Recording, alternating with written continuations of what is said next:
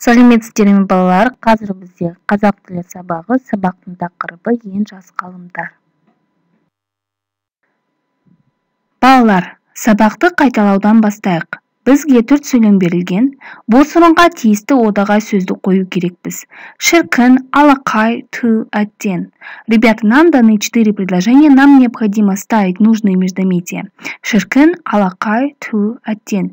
Шіркін применяется в значении эх, но только в том случае, если мы чем-то восхищены.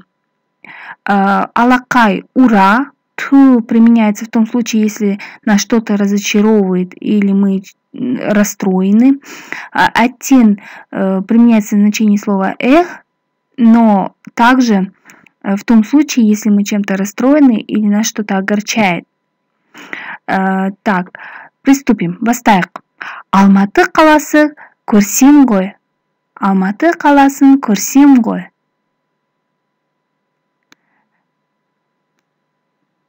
Шіркін, Алматы қаласын көрсем ғой. Эх, увидеть бы город Алматы. Демалыс күні көрме ұйымдастырылады. Алақай, демалыс күні көрме ұйымдастырылады. Ура! Выставка будет организована в выходные. Қаланың сыртына отбасымен бара алмайтын болдым. Әттен, қаланың сыртына отбасымен бара алмайтын болдым. Эх, я не смог выехать за город с семьей. Жәрмекейдегі заттар неге қымбат екен? Ту, жәрмекейдегі заттар неге қымбат екен? Ту, и почему же вещи на ярмарке такие дорогие? Міне, шіркін, алақай, әттен, ту деген одағайлар сөйлемнің басында тұрғандықтан, олардан кейін үттір қойылады. Так как междометия шіркін, алақай, әттен, ту стоят в начале предложения, после них ставится знак препинания, запятая.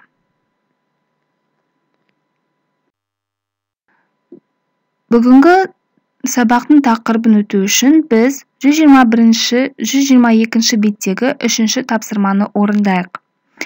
Тыңда, мәтінді оқы, слушай и прочитай текст.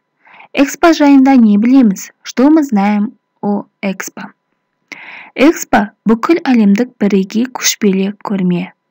Маңызы жағынан дүниежүзілік экономикалық форумдармен, әлемдік деңгейдегі жарыстармен салыстыруға болатын үлкен оқиға.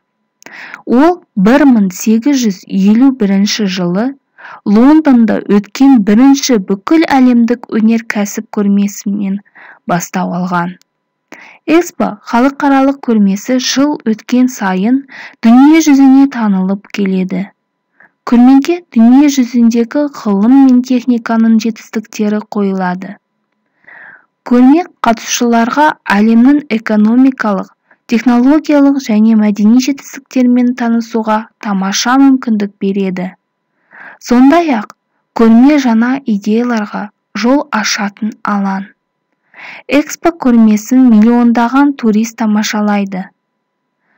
Қазақстан 1997 жылдан бастап халықаралық көрмелер бюросына мүше болды. Еліміз экспо көрмелеріне 2005 жылдан бастап қатысып келеді.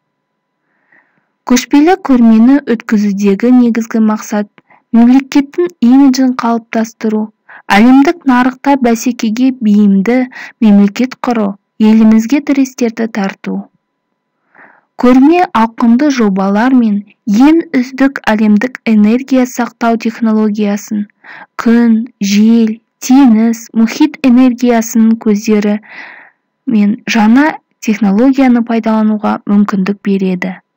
Сондай-ақ, ол еліміздің өндірістік қуаты мен ғылыми базасын технологиялық тұрғыдан жаңғыртуға септігін тигізеді. Ел экономикасын дамытып, мемлекетіміздің беделін арттыра түседі. Мәтінді қарап шығыңыздар, просмотрите текст. Мәтін бойынша келесі тапсырмаларды орындайық. Выполним по тексту следующие задания. 22 беттегі 5-ші тапсырма. Мәтінді тыңда, мәтінді пайдаланып көп нүктенің орнын толтыр. Нам необходимо заполнить пропущенные слова, используя текст, который мы только что читали. Экспо бүкіл әлемдік бірегей көрме.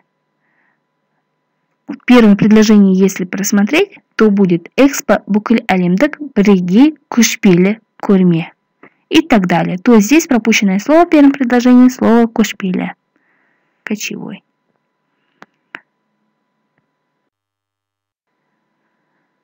Келесі тапсырма 7-ші. Біз диалогты толтыруға тиіспіз. Яғни 5 сұраққа ғана жауап беріңіздер. Ответьте на 5 вопросов. Осымен бүгінгі сабағымыз аяқталды. Рахмет, сау болыңыздар.